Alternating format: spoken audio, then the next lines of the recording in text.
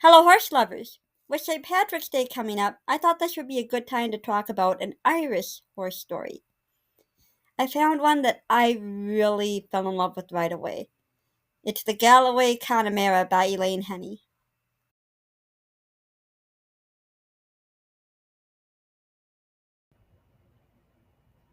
Connemeras are, of course, an Irish breed, and the story actually takes place in Ireland.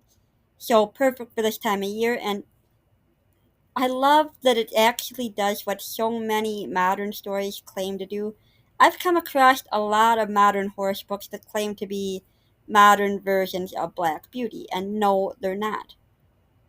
Black Beauty was not about the horse being a hero.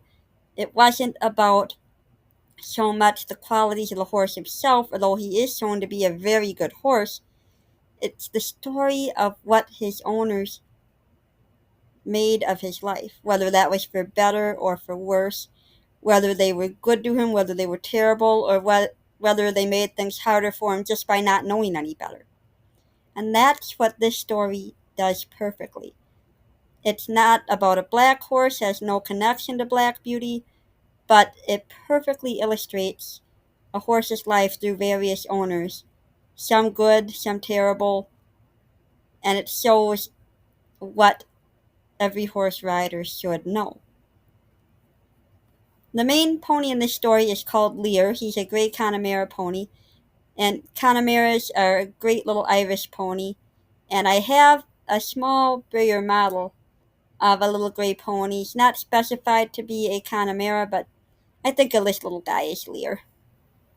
Now, Lear starts out his life happily enough on a farm that breeds Connemara ponies to sell, and he starts his training. He's been happy there, had a pretty carefree life, but when training starts, they start to teach him to jump the wrong way. They try to launch him over fences. He gets frightened and ends up hurting himself. It's just a minor injury, thankfully, but it shows how he was taught wrong, and through seeing how Lear sees it, you realize how things could have been done better. Now, after Lear heals up, he's sold to a lady named Lucy, and she takes the time to train him the right way, not just in how to be ridden, what signals mean, but also how to not be afraid of things. She gets him used to things, and he really loves his life with her. Unfortunately, she becomes ill and he's sold on again.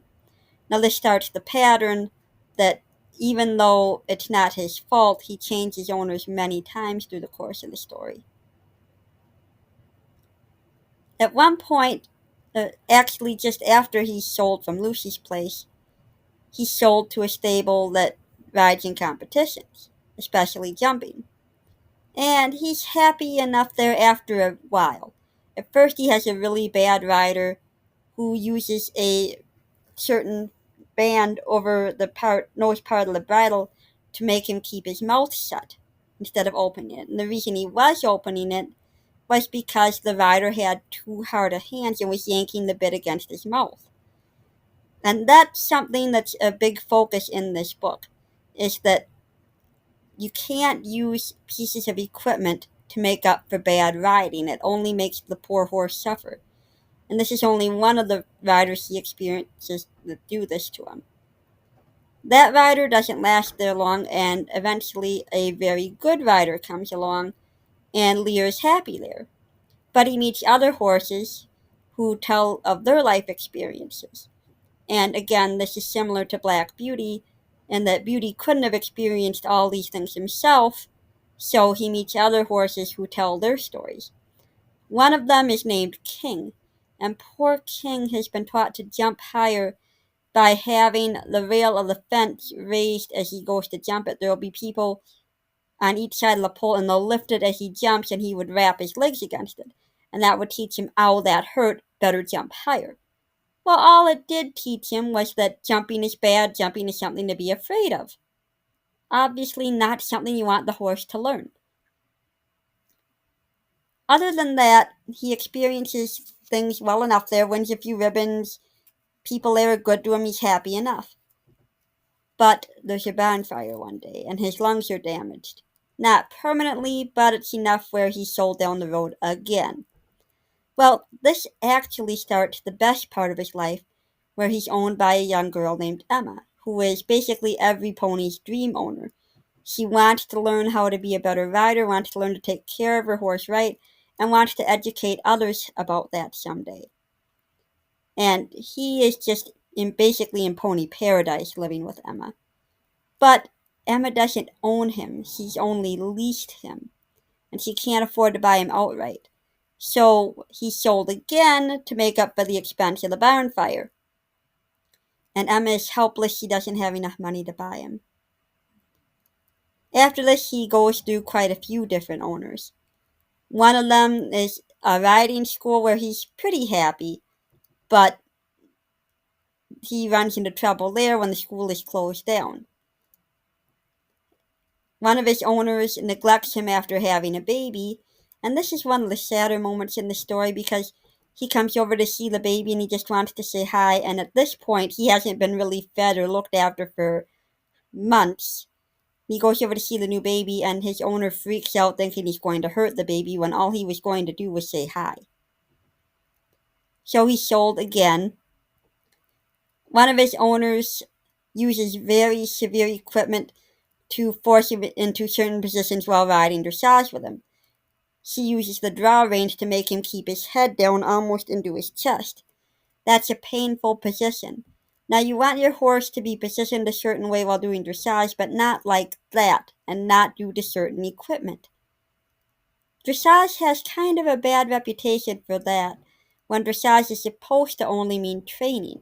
You get the horse to move a certain way, to move with more freely, to get them to move in a more elegant way, but not through torturing them into doing it. And the judges know whether you're doing that with equipment doing it for you or whether your riding ability is making your horse look good. He gets sold from there. Another one of his owners only cares about him as a competition horse and makes him take a jump that's way too high for him and he hurts himself. So he goes through a lot of experiences, eventually ending back up with Emma, but his experiences really show him a lot of human nature. And there's one part in this book that I think is really sad when he realizes he's being sold on again. Because he knows what he's being sold for. He overhears the price. And he says, I was worth less to humans because another human had neglected to feed me. I was worth less to humans because another human had made me jump a fence and I fell. I was worth less. How did a human put a price on my life? Were they worth less if they were hurt? Were they worth less if they were hungry? Why should my value be in what I could do for them, for how well I could jump or perform? Did my existence not have a value? Did the fact that I could safely take my rider out for a hack mean I was worth less than if I could jump a cross-country fence? It hurt my mind thinking about that. And sadly, that's the case for a lot of ponies. That their owners think of what they can do rather than who they are.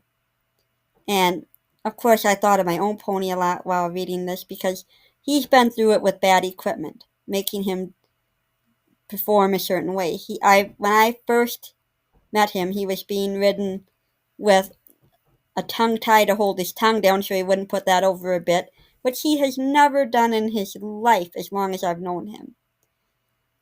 They had a very severe bit with him. They had chains around his ankles to make him step higher. So I know about the bad equipment. And as far as what a horse is worth, I've already promised Bucky he is never being sold. I don't care if he can't be ridden. The day might come when I'm not physically able to get on him anymore. But that doesn't mean that he's worth any less to me. So this is a story that really pulls at the heart. And I think that any horse lover will enjoy it as well as learn from it, especially about the use of equipment and about valuing their pony beyond what the pony can actually do. So I hope you'll give this book a read, and until next time, keep horses in your life.